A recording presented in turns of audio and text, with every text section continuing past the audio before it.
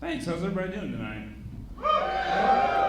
My name's Randall. I'm one of two of your diversity comics for the night, so good to be here in Wilmington. Hope everyone's having a good year. I actually had a pretty big year this year. I came out, which was a big deal. Thank you. I came out as lazy. Yep. Just a lazy, straight, heterosexual, obese male. My pronouns are meh and whatever.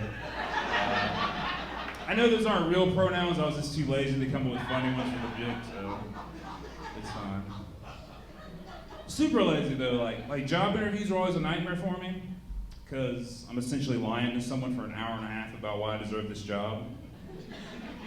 You know, like just once I want to go in just honest, just straight face the whole time. Just, all right, Mr. Moore, could you tell us some of your biggest strengths? Biggest strengths, I'm super chill, easygoing, laid back. Okay, what about your biggest weakness? White girls with big booties. Oh, you meant professionally. Probably turning things in on time, meeting deadlines. Where do you see yourself in 5 years? Sleep on my couch with Bravo playing in the background. Because I love Vanderpump Rules. Would you consider yourself a hard worker? Not at all. But I guarantee I'll leave work on time every single day. Might leave a little early, I don't really like this office that much. Like that wouldn't be a strong interview at all. I know for a fact I'd make the worst slave ever. It's okay, you can laugh at it, it's fine, I'm black. I would, I'd make the worst slave ever, and I even imagine like Harriet Tubman like waking me up in the middle of the night, like, come on Randall, we're gonna go escape in the Underground Railroad. And just my immediate response would be,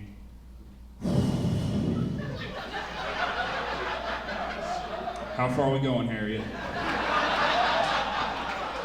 I just want to make the right shoe choice. Plus, I got all this PTO and 401k saved up. I don't want to lose that. If you're white and you're not laughing right now, that's just your white guilt. And I respect that. I do. I have kids, which is a weird transition, but I was too lazy to come up with something clever. So. I do. I have 3 kids under the age of 4, and yeah, I don't do much for them. I've learned a lot since becoming a parent, but I think what I've learned the most is my wife is the better parent, like 100%. Like she's like the Michael Jordan of parenting. She's the GOAT. Me, I'm like the assistant coach for the JV team. Like no one expects that much out of me. I can miss crucial parts of the season. It's not that big of a deal. If we do well, great. If not, we'll get them next year. Our next kid. Seriously, my wife, she reads books, plural, on how to be a better parent. I just finished reading the second Harry Potter book. She follows Instagram accounts about like what's the best car seat for your toddler. I follow a group called Guys Who Look Like Adam Sandler that aren't actually Adam Sandler. Like we're not the same. I like to ask her dumb questions like, would you ever cut my arm off to save the kids? She's like, I'd cut your head off for fun. I'm like, whoa. Okay. She'll go into work like bawling her eyes out because she had to drop the kids off at daycare. When I drop them off, I'm breakdancing in that parking lot like I'm an extra in Magic Mike. Like I am so excited to get rid of those kids. It's no one's fault really, it's just the expectations are really low for dads. They're so low for dads. Like if you're just around your kids some of the time, you're like the top 10% of dads. You know your kid's favorite TV show? Like top 5%. You do all those things, plus you're black, like top 1%. Like the standard is so low, and it's bad because it's really messing my thinking in a weird way. Like, I saw this commercial once about how two deaf parents could use Google Translate to communicate with their child for the first time, and I thought, that's a good use of technology. But in the back of my mind, I was thinking, wait, are we just ignoring the fact that these two had a perfect get-out-of-jail-free card if anything happens to their kid? Like, hey Maria, how'd little Timmy get hit by that train?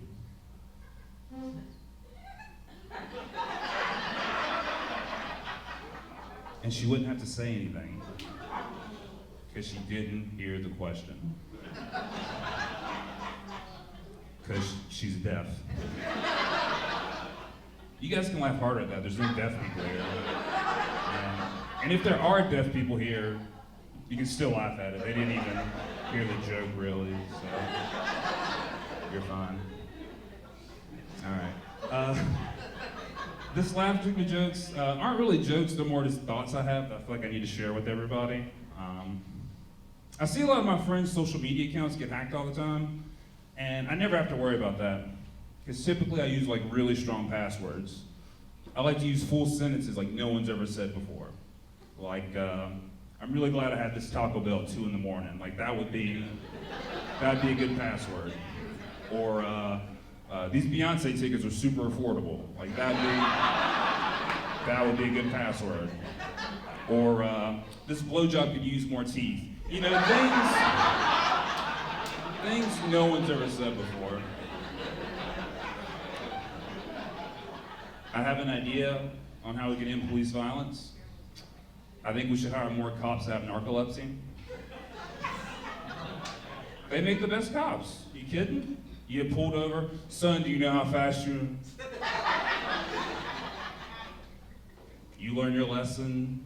They get a semi-useful job. If you're black, you get to live. It's a win-win-win, folks. I have an idea for a restaurant. I want to start the black version of Cracker Barrel.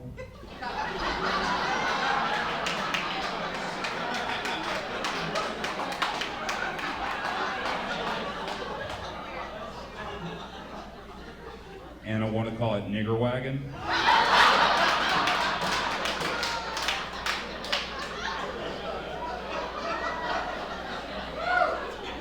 It could serve like a reparations casserole or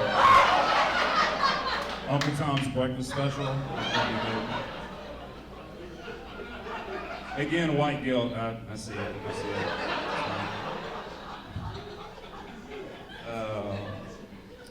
My last idea for a business, I want to start an adult site that shows erotic photos of ladies and clits, and I want to call it Only Clams. You guys are great. My name's Randall. Thank you so much.